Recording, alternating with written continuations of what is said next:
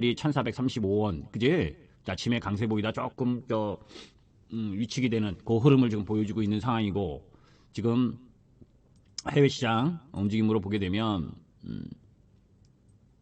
홍콩이 약보합, 그런 가운데에서 대만이 강보합, 그죠? 니케이도 강보합권에서 움직이고 있고, 우리 시장은 예상대로 지금 오늘 이틀째 약세. 근데 아래꼬리는 아직 지수상으로는 달지 못하고 있는 상황이고, 그죠? 저항 라인에서 돌아 나왔고, 그런 라인에서 지금 여기 저점은 지켜줘야 되는데 이걸 못 지킨 상황이니까, 이제 하나 더 밑에 라인 여기지, 그지?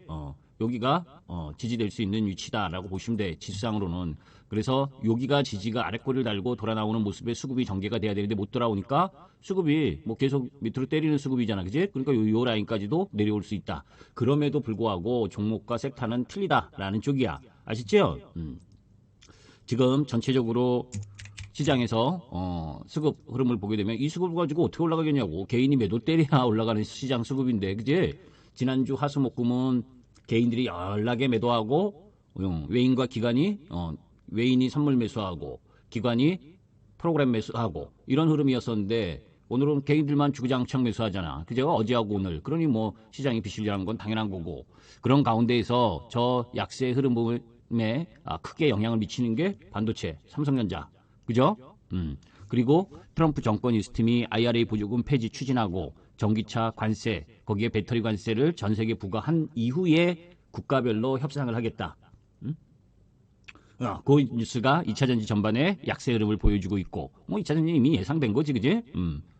그동안 탄핵 전에도, 그러니까 계엄 전에도 약세 흐름을 보였었던 쪽은 계속 약세, 그런 가운데에서 강세 흐름을 보였었던 섹터 쪽으로만 시장이 움직여지는 그런 흐름을 지금 보여주고 있는데, 자, 원달러 환율이 이렇게 상승할 때 섹터 움직임이 어땠느냐, 그거를 한번 보여주려고 그래. 왜냐면 지금은 환율이 상승하고 있잖아, 그지? 원화 약세 국면, 그죠? 그리고 원달러 상승. 그때는 기본적으로 이 영업이익의 민감도를 보게 되면 기계나 조선, 그죠? 상사 자본재, 운송, 요런 쪽은 요 2010년 이후 2020년 이후에도 역시 영업이익이 좋았고, 그죠? 반면에 자동차는 2010년 이후 2020년 전까지는 영업이익의 민감도가 좋았는데 2020년 이후에는 안 좋다라는 걸 이야기를 하는 거지. 그러니까 자동차를 제외하고, 그제 에너지나 기계, 조선, 운송 이런 필수 업종 부분은 원달러 환율이 올라가는, 그러니까 원화 약세 국면에서 영업이익이 좋았다는 이야기라는 거야. 거기다가 기계, 조선 업종은 트럼프 정책 수혜길이 기대감도 있잖아, 그죠? 그러니까 전력기계나 조선이 강세를 보이는 거야. 반면에 반도체나 유틸리티 이런 쪽은 원달러가 하락할 때 개선하는 부분. 그러니까 지금 이쪽 화학이나 철강, 그죠? 뭐 IT, 유틸리티 이런 쪽은 2010년이나 2020년대 이후나 똑같이 원달러 상승, 그러니까 원화 약세 흐름에서는 영업이익이 감소되잖아, 그죠? 지금 이 말씀이 무슨 이야기인지 이해돼요? 지금 기본적으로 1,400원 이상으로 올라온 환율이잖아. 응? 그러니까 업종 쪽에서 그렇지 않아도 1,300원대에 놓여져 있었던 섹터, 그 속에서도 실적이 제대로 나오지 못하는 부분들이 1,400원 이상으로 올라갔을 때 이런 원달러 변화에 따른 영업이익의 민감도, 이 흐름에서 그 방향, 주가의 방향 흐름이 바뀔 수가 없는 거지. 미국의 ISM 제조업 지수나, 그죠?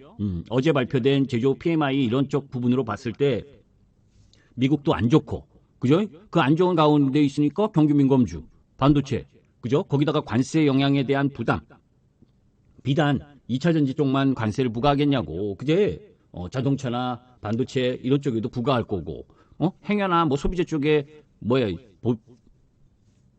부과하더라도, 그죠? 일단은 부과한다라고 이야기를 하겠지만 그 속에서 가장 소비자, 최종 소비자와 밀착 관계에 있는 화장품 쪽은 그 비율 자체가 적을 거다라고, 그죠? 그리고 지금 환율에 대한 민감도도 화장품은 그렇게 크지가 않고, 그죠?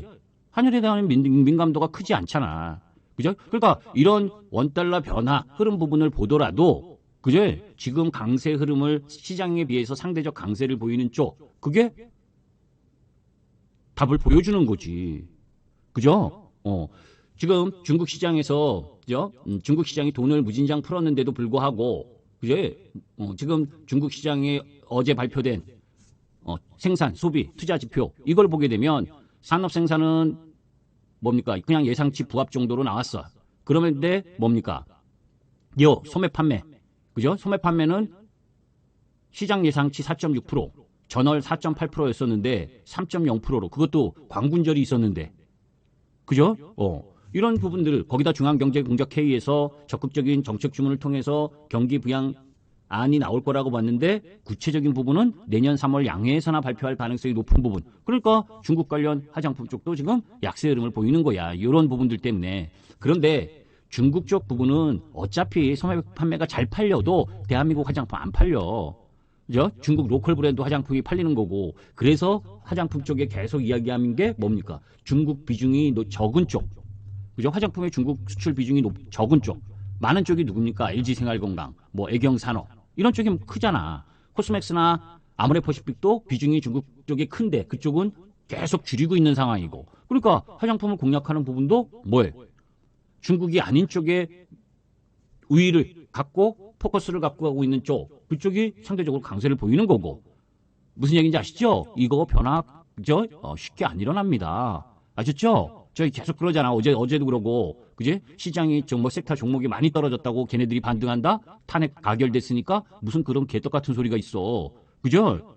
그런 개떡 같은 소리는 아니야. 실적이 안 되고 관세 우려가 있는데 많이 떨어졌다고 올라오는 부분은 아니다. 그죠? 그리고 아까 이야기한 LIG 넥스원, 그죠? 군용 드론 시장이 2033년 30조까지 성장하는데 스카이디오와 LIG 넥스원이 인도 태평양 시장 겨냥해서 서로 협의를 하는, 그죠? 그런 게 이제 중국 드론에 대항하는 흐름으로 LIG 넥스원이 협력을 한다. 요 이야기가 지금 그나마 방산 쪽에서 이 LIG 넥스원만 독보적으로 지금 강세를 보이는 이유가 그런 이유다라고 보시면 돼.